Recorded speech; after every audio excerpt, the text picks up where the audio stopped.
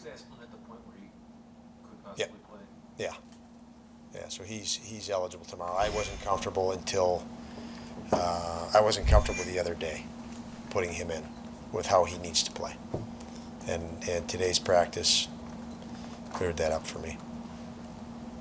Rasmus and Matthias are probably going to play a lot of shifts against Kucherov's line tomorrow. And just how much do they embrace that? Because I mean, they want to be measured against the best, and it's pretty much the best. I mean, how much do they love a challenge like that? I guess. Yeah, they do love a challenge. I think, and I hope it's getting to a point sooner than later where it's not even an extra excitement for them.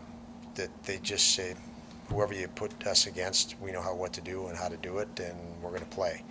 I think we've spoken of the young guys getting a chance to play against some of the elite players in the league. They know there's a surge of excitement there. I'd like to get it to the point where it's like, this is just what we do. These are the guys we shut down or we go after, and I think that they're getting to that point game by game. The more they play together and the more reps they get together, the more they're going to have that. They won't even realize, it's blends in one good player to the next good player, and they're moving toward that. Don, you're getting both Tampa and Colorado this week. Just from someone in the game, what was your impression of that series at the level those teams played for 6 games? It was really an interesting series. I thought Colorado just wore them out physically. Obviously, they had a lot of injuries to deal with, which I felt, you're fighting to overachieve. You're going to end up injured, and like we've talked about, so I thought the bar was set pretty high by Colorado. And it was impressive as that series moved along to see them just take over. And Tampa had a lot of hockey in the last 2 years, and it just looked like it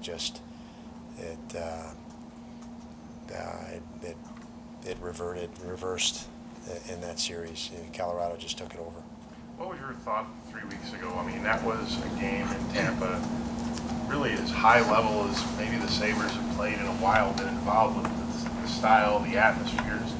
What did that game mean to your club, even though you didn't come out of it with a point? Well, I can remember, even the video and film we did, because we were in Carolina and in Tampa, and we had lost. We were without Yokoharu, Samuelson, and Labushkin, and we had to bring guys up, and it was the way those teams play. We had some quick meetings of, okay, we all 5 players on the ice collectively have to dial in here as we integrate new defensemen in the lineup to take care of our own end and take care of their forecheck and their pressure. And I thought we did an exceptional job of that, closing quick, and that kept the game very tight. And we had enough chances to win, but they had enough finish to win. And I remember after that game saying the difference was their experience was the difference. That night, I thought our effort was great, our focus was great, even our execution. They have their experience showed through.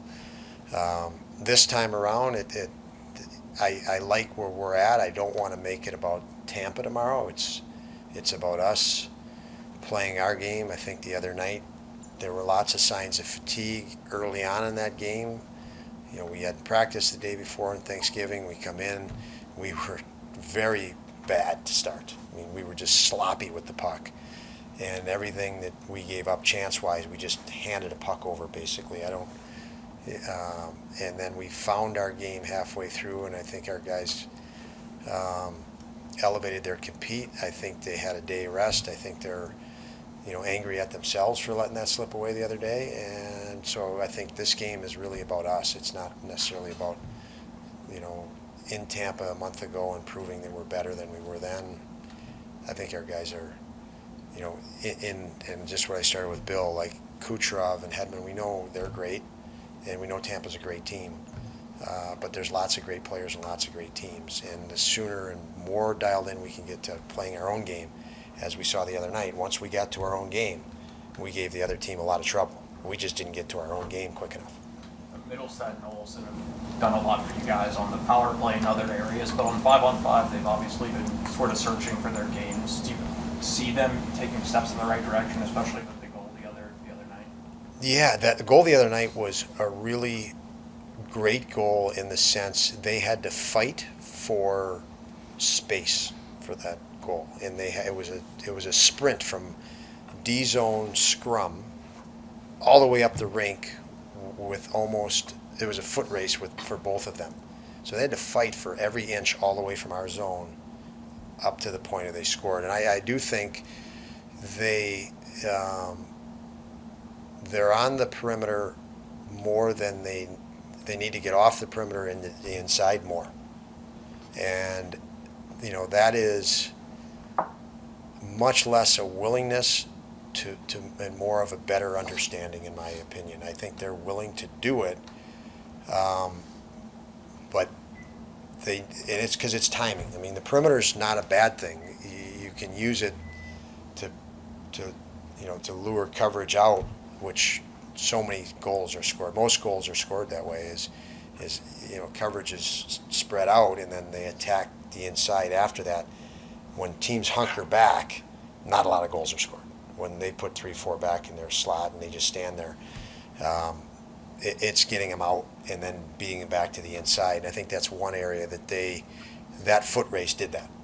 They won the inside ice through effort and determination, and I think that's an area that to even generate more chances for them, because they're not generating enough chances, let alone goals. That's what they have to focus on. So obviously something we discuss with them, and I think that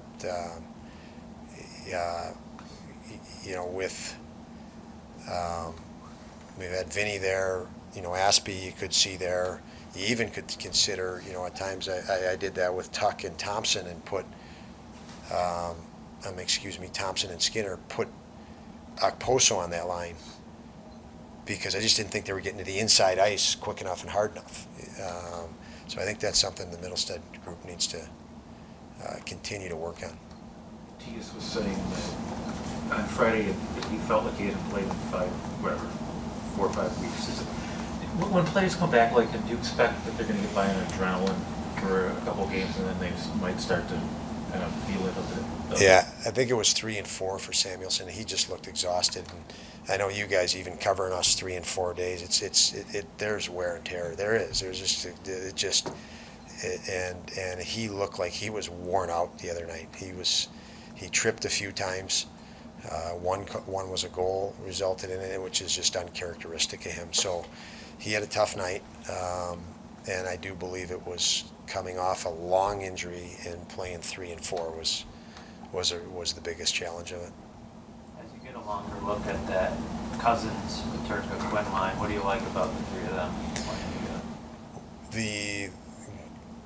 There's lots to like about him. I mean, from just the skill level, the talent that's out on the ice, the compete. I mean, we're seeing Jack Quinn a month ago, and we healthy scratched him. Well, we didn't. Hell, we actually gave him a chance to step back, and we felt that would help him just breathe a little bit. And he was getting knocked off pucks at the time. He didn't look strong at the time, and you could tell that's a component of confidence. And that was slipping a little bit, and now he is stronger on pucks. He's so much more confident. And the three of them, you can see the chemistry they're developing. So you usually see it ahead of time in practice, and then it takes for whatever range to implement in a game.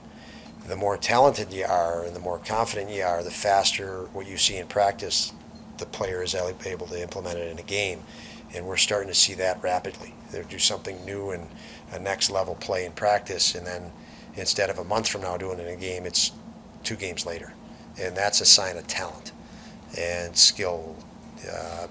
So the three of them together have developed a chemistry. On the ice, on the bench, they communicate really well, and Cousins is a leader. We know that. Now he's got 2 guys that unequivocally he can lead, and he's doing a great job of that. How much is there? I mean, lines can change, for a million different reasons throughout the season. But how much do you like the idea of like 3 young guys kind of growing together and the consistency that can come if they play together for a long stretch of time, especially being so young. Yeah, it's exciting because I mean, anybody can look up the analytics. Too many of our chances were coming from one line, and the Thompson line, and then all of a sudden you started to see this line generate more chances. That's exciting as a coach. Now you have that second line, and then the other night was a incredible change for us. If you just look at the analytics, Jost with Okposo coming back in the lineup, and Gergensons, they had multiple chances, more chances than any third or fourth lines had all season in a single game, and you could see that visually, you could see that watching, but then the numbers backed it up.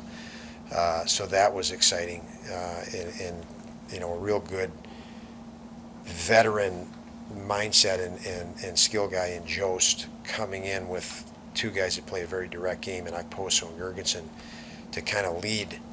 We talk to the team a lot about simple, hard, and direct, and that might be vague, and you might not have a clear picture of it. But when you say simple, hard, and direct, and then you watch Okposo and Gergensen, and again, I point to the experience of Jost, even though he's 24 years old, massive NHL experience with skill. Simple, hard, direct. He knows what it is. It's get a puck forward, get a puck behind the D, get going. So that line, I think, was three really good leadership components the other night. And the Cousin line can play that way with exceptional talent. So you start to see that effect of everybody affecting other lines in a positive way. So I like it a lot. Thanks, Thank you, guys. Don.